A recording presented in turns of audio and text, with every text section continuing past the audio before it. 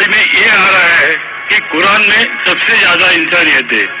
मेरा सवाल ये है कि दुनिया में हम जो प्रैक्टिकली दुनिया में देख रहे हैं, ये मुस्लिम ही ज्यादा सबसे आतंकवादी है और जो मासूम लोगों की हत्या कर रहे हैं, तो इंसानियत कहाँ है?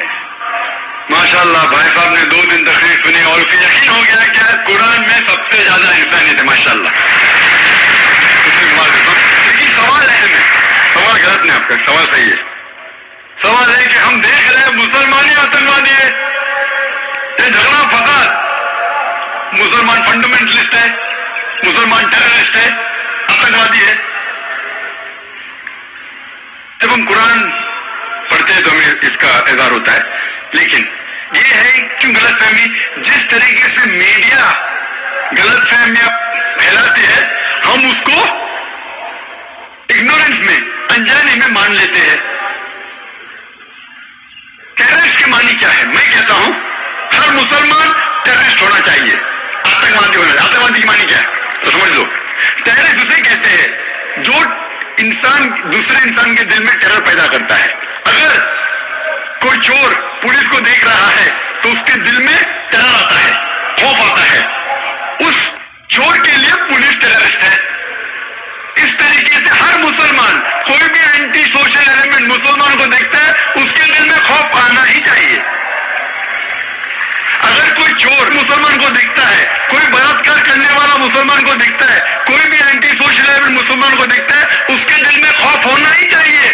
कुरान मजीद में अल्लाह ताला फरमाते हैं सूरह अनफाल में, सूरह नंबर 8 आयत नंबर 60 में, खौफ पैदा करो उन लोगों के दिल में जो लोग एंटी सोशल है, जो हक को इनकार करते हैं, उनके दिल में खौफ डालो।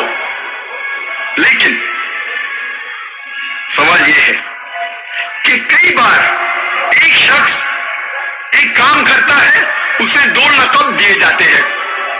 मिसाल के तौर पे हिंदुस्तान 60-70 साल के पहले अंग्रेज हम पर हुकूमत करते थे। कई साल किया। बहुत से हमारे इस देश के हिंदुस्तानी थे जो इस देश की आजादी के लिए झगड़ा कर रहे थे। इनको अंग्रेज कहते थे आतंकवादी, terrorist.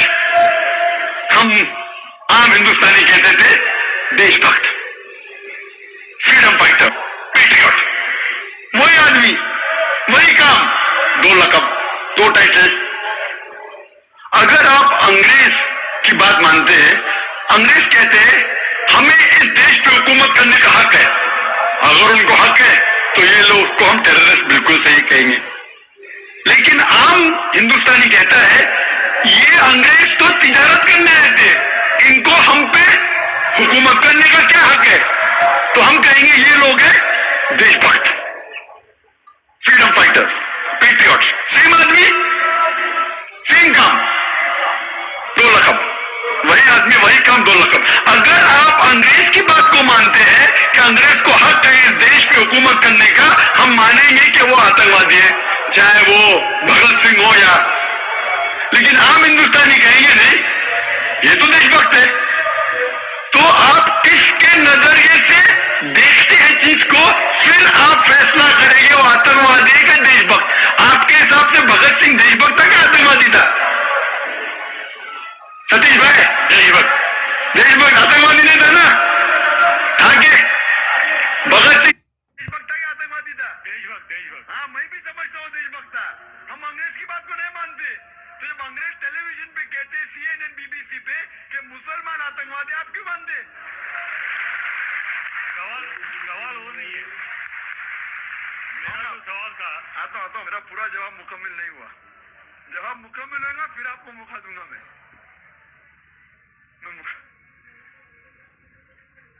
Nelson Mandela, old south African government जो थी, सफेद हुकूमत, वो नेल्सन मंडेला को टेररिस्ट नंबर 1 कहती थी। उसे अरेस्ट करके रॉबिन आइलैंड में 25 साल के लिए कैद कर दी। Terrorist number 1। जब नई हुकूमत आती है उसे छोड़ देती है, उसे प्रेसिडेंट बनाती है, टेररिस्ट बन जाता है प्रेसिडेंट। चंद साल बाद उसे नोबेल प्राइज फॉर पीस मिलता है। वही आदमी, वही काम। ऐसा नहीं कि पहले वो गलत काम किया, फिर अच्छा काम किया, फिर उसको अवार्ड मिला। वही काम के लिए जो पहली गवर्नमेंट ने कही थी सफेद गवर्नमेंट ने कि वो टेररिस्ट है, आतंकवादी है, नोबेल प्राइज कमेटी ने उसे नोबेल प्राइज दिया फॉर पीस, अमन के लिए। हैरत की बात है, जो आदमी आतंकवादी है उसको मिलता है नोबेल प्राइज फॉर पीस। जो आदमी का पावर है, जो आदमी वो कहता है, लोग उसकी बात को मान लेते हैं इग्नोरेंस के अंदर, अनजानी में। लेकिन कुरान कहता है सूरह इसरा में सूरह नंबर 17 आयत नंबर 81 में, वकुल जाल हक मजाकल बातिल इन्नल बातिल काना ज़ऊका। जब हक बातिल से टकराती है, बातिल का सर्वनाश हो जाता है। ब्रिटिशर्स अमेरिकन के ऊपर हुकूमत करते थे। अमेरिकन रेवोल्यूशन हुआ 18 सदी में। ब्रिटिशर्स कहते थे, मैं लंदन गया था 2 महीने पहले, वापस से जाऊंगा 2 हफ्ते बाद। वो बॉम्ब ब्लास्ट हुआ था ना, बॉम्ब ब्लास्ट हुआ था पता है 7 जुलाई को। तो लोग आए थे, खराब है, मैं भी बोला ठीक है खराब है। तो वहां टोनी ब्लेयर आने वाले थे, वक्त नहीं मिला तो अपने चीफ ऑफ पुलिस को भेजे, बाद में मेयर आए थे। तो मैंने उनसे पूछा, आपकी इस देश ब्रिटिश गवर्नमेंट जब हुकूमत कर रहे थे अमेरिकन गवर्नमेंट पे 18 सदी में, वो जॉर्ज वॉशिंगटन और बेंजामिन फ्रैंकलिन को टेररिस्ट नंबर 1 कहते थे, टेररिस्ट। उसके बाद जॉर्ज वॉशिंगटन बन जाता है प्रेसिडेंट ऑफ यूएसए, टेररिस्ट बन जाता है प्रेसिडेंट ऑफ यूएसए। वो गॉडफादर है, गुरु है किसका? जॉर्ज बुश का भी, ठीक है ना, जॉर्ज बुश का गुरु है। वो जो आतंकवादी आप कहते थे, उसके शागिर्द के दोस्त भी आप है। क्या बात है, आपका नजरिया क्यों बदल रहा है? आप कहते थे टेररिस्ट चंद सदी पहले, अभी आप उनके दोस्त थे। तो हमें ये तहकीक करना चाहिए कि क्यों उसको वो लक़ब मिला। अगर जो 11 सितंबर को हुआ था न्यूयॉर्क के अंदर, आप जो कह रहे हैं ना मुसलमान, उसके ऊपर जवाब तो अभी आ रहा है। ये तो खाली वो स्टार्टर्स बोलते ना, स्टार्टर्स, सूप पीते पहले तो जरा बराबर खाना खत्म होता है। मेन मील तो अभी है।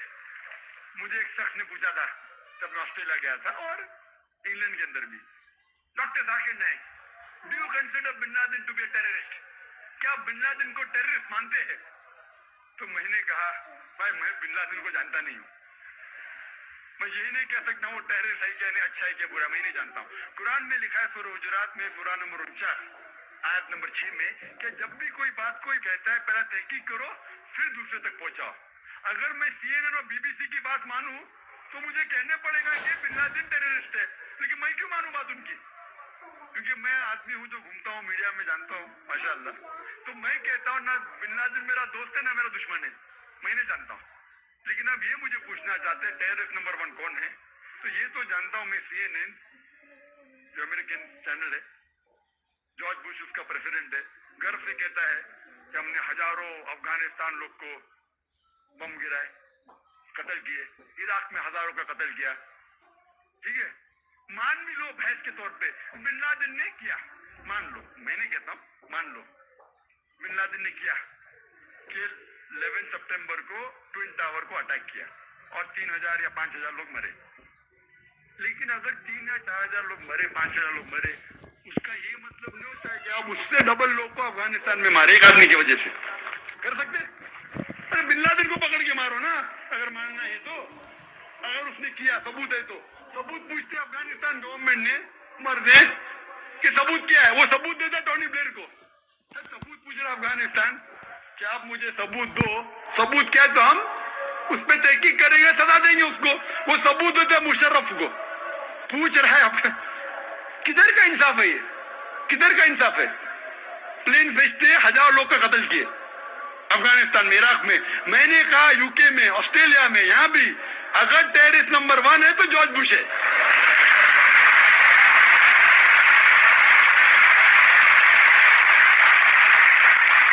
ट्विन टावर को किसने गिराया? CIA, FBI का क्या बजट है? इन लोग गर्व से कहते हैं अगर परिंदा भी पेंटागन के ऊपर उड़ेगा तो हम पहचान सकते। एक हवाई जहाज 1.5 घंटे बाद आके उसमें ठोक देता है, उनको पता ही नहीं चलता है। बहुत से अमेरिकन लोग, मुस्लिम लोग छोड़ो, क्या कहते हैं अमेरिकन लोग, क्रिश्चियन लोग कहते हैं क्या ये इनसाइड जॉब था, अंदर की बात थी, ये अंदर की बात। जिस तरीके से ट्विन टावर गिरा वो प्लेन के जरिए गिर नहीं सकता है। कितने लोग कहते हैं कि ये जॉर्ज बुश ने किया अपने वोट बैंक के लिए। कल मैं कह रहा था ना पॉलिटिशियंस के बारे में, कल की तकरीर सुनी ना आपने, हकीकत लगी क्या ने क्या होगा? 5,000 लोग को मारो, वोट तो मुझे मिलेगा। $1 ट्रिलियन नुकसान, क्या फर्क पड़ता है? अगर नहीं गिराऊंगा ट्विन टावर को तो मैं थोड़ी इलेक्शन में आऊंगा। क्या करो? 1,000 लोग का कत्ल करो, नुकसान करो करोड़ रुपए का, मैं तो आ गया वापस सीट पे। ये मैं नहीं कह रहा हूं, ये मैं नहीं कह रहा हूं, ये अमेरिकन लोग कह रहे। तो गलत है, मैं नहीं कह रहा हूं कि जॉर्ज बुश ने गिराया। मैं जानता ना, मैंने देखी थोड़ी की। मैं कह रहा हूं कि बाकी लोग क्या कह रहे। अमेरिकन लोग कहते हैं, कुछ लोग, कि बिन लादेन ने क्या कुछ ने कहा जॉर्ज बुश। लेकिन ये तो मैं जानता हूं कि मैं टीवी पे जो देखा हूं वो खुद के चैनल के ऊपर कि जॉर्ज बुश गर्व से कह रहा 1,000 लोग को मैंने मारा हूं। इसीलिए मैं जॉर्ज बुश को टेररिस्ट नंबर 1 कहता हूं। ये बाबरी मस्जिद में जो हुआ हिंदुस्तान में, गुजरात में क्या हुआ, वोट बैंक के लिए हिंदू मुस्लिम में झगड़ा करो। बाबरी मस्जिद को कौन जानता था पहले? आप जानते थे? सुने थे बाबरी मस्जिद के बारे में? ये दंगा फसाद के पहले 1985 के पहले सुने थे? नहीं सुना था, मैं भी नहीं सुना था। ये वोट बैंक के लिए झगड़ा फसाद, 1,000 लोग मारे गए। गुजरात में जो हुआ क्या सही हुआ? अगर पुलिस चाहती तो, हमारी हिंदुस्तान पुलिस में माशाल्लाह इतना पावर है कि अगर चाहती तो दंगा फसाद हो ही नहीं सकता। मुंबई में जो हुआ 1992 में, इफ द पुलिस वांटेड, किसकी जरूरत के बाहर रास्ते पे है? लेकिन वो पॉलिटिशियन की इजाजत है, यहां मत जाओ वहां मत जाओ, यहां हंगामा करो, यहां कर्फ्यू लगाओ वहां मत कर्फ्यू लगाओ, यहां मुझे वोट मिलेगा वहां नहीं मिलेगा। आप समझे ना? तो ज्यादातर चाहे इंग्लैंड में हो या अमेरिका में हो या हिंदुस्तान में हो, कोई भी पॉलिटिशियन हो, तो पॉलिटिशियन की हरकतों की वजह से, जैसा मैं कल कहा, तो लेबल लग गया अभी मुस्लिम लोग पे टेररिस्ट। अगर आप जानते गुजरात में कितने लोग के मां का अपने आंख के सामने बलात्कार हुआ, बलात्कार करने वाला पड़ोसी है, उसके ऊपर कोई एक्शन नहीं लिया जा रहा है, तो वो कानून अपने हाथ में लेता है, गलत करता है। हम भी लेता है, क्या करें?